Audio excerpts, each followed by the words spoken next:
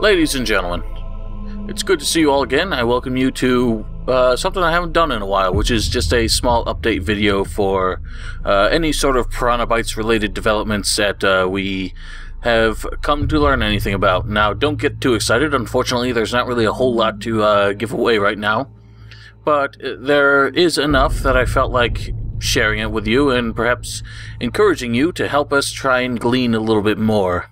So first off the bat, Piranha Bytes, for a long time, has had a thread on the World of Risen fan site, which they have been using to pretty much answer our questions. And this is where you guys can help us out in a lot of ways. And if you had any questions you were eager to have answered, the best way to do it would be to register at the World of Risen fan site, which the forums are operated by the World of Players administrators. And you can hop on that thread and just ask whatever questions you have. No promise that they're going to answer all of them. It really depends on what they know and what they can share at this point. And just bear in mind, of course, that they've yet to reveal what they're up to yet, so needless to say, there's a lot of non-disclosure kind of protocols at the moment. So the Bug Me thread, which is what it's called on the English side, has existed since shortly after Gothic 3's release. Originally started by, I could not dare to pronounce this fellow's name, Ralph. He was a former art director at Piranha Bytes at the time, and seemed to handle the extent of their personal PR at the time. Obviously, most of it was handled by Deep Silver, but through thick and thin, the thread really has been maintained by the World of Risen moderators and still remains the only remotely reliable place to hear from the Piranha Bytes employees. A similar thread exists on the German side of the forum, and naturally it receives a lot more attention from the developers, who still seem to hesitate to poke their heads out of their language comfort zone, really. So those of you German-speaking ladies and gentlemen might find that one a bit more accessible and perhaps more reliable to hear from them. Nevertheless, Jenny, Michael, and Harry from Piranha Bytes still drop in on the English Bug Me thread once in a while to answer a few questions, and in fact Jenny went out of her way to revive the thread after almost 5 months of hibernation, so it's a good sign that Piranha Bytes might be seeking to reconnect with the community a little bit, especially once they've actually revealed their new project. So if the English community brings a few more questions to the table, it could very well break through to Piranha Bytes that, yes, damn it, we speak English and we loved your game, so give us some more. Throw me a frickin' bone here. So, if you'd be so kind, go ahead, join the forums, mingle a bit, make friends, talk about games, and most of all, ask Piranha Bytes anything you would like. And tell everyone I sent you. Alright, so moving on, what about their next project? Naturally, we know next to nothing. The Bug Me thread so far has yielded very little of its precious fruit. Mike and Jenny spoke a little bit on the technical details and considerations based on their past titles. Jenny wouldn't talk too much about where they focus their efforts, but she seems to believe that the team has improved their so-called skills in interactive storytelling, and singled out the combat system in particular as something that really divided players and has been one of the focuses of their design. And on that note, I have to just make note that each game they've made has brought a notably different combat system, so it's hard to feel convinced that any changes would be absolutely for the better. Now, Michael did not give too many details, but he did answer that the team found the dev kits for the Xbox One and PS4 much easier to work with than the previous generation consoles, so it stands to reason that future console ports could be of a higher technical standard. It's been pretty much universal that the console ports of each of their Risen games have been terrible. Buggy, all sorts of technical problems with those. So they say that these new dev kits are easier to work with, and I think he said they were closer to PC architecture. So given that they're all PC developers, not very many of them have had any experience whatsoever with console development. The first Risen and the second Risen both depended on... They outsourced the ports to a company called Wizardbox, which were a French company, I think, and they went bankrupt sometime after Risen 2. And I can't remember where, but I think someone... this is just hearsay, so don't take this as fact, but I remember before Risen 3 was announced, they were looking for programmers with experience in Xbox and PS3 development, and someone mentioned that they picked up former employees from Wizardbox to fill that role. I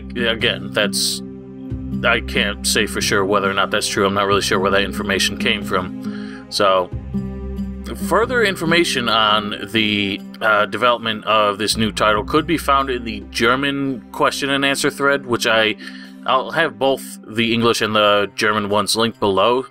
So, Google Translate, of course, is very difficult to translate. It's not reliable at all in trying to figure out what the hell anyone's saying. I can't even figure out what the questions are, let alone the answers. So, those of you who, for one reason or another, don't really care to join the forums, if you would at least be kind enough to check out this thread, look at the posts from the last month or two. Nothing from, like, October or anything. That was all just sort of post-Risen 3 stuff, which I'm not that interested in.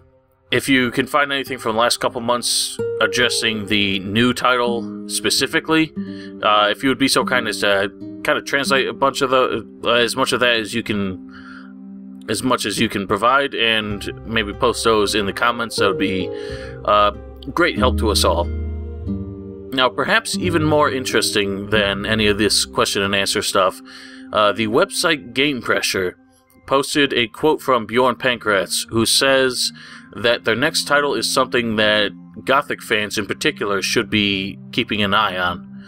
Now, that's another quote that leaves me curious and yet bitter, because if you all remember, Risen 3 was supposed to be, quote, a return to their roots, but we all knew that wasn't going to be as all-encompassing as they implied it would be.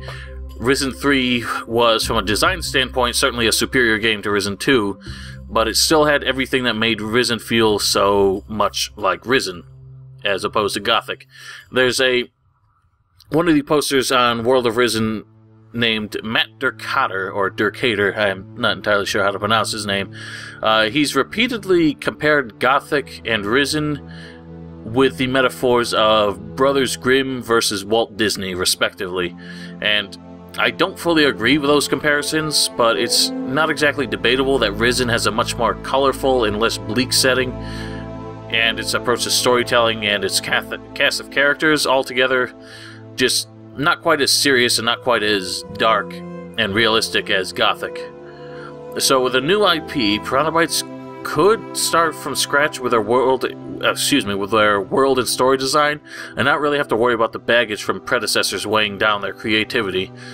After all, Risen 3 could have been a huge departure from Risen 2. It could have kind of left everything from Risen 2 behind, but you know that everyone would have started whining about the lack of connection and continuity from the previous game, so they couldn't just leave all the less accepted design changes from Risen 2 and just go a full 180 on those.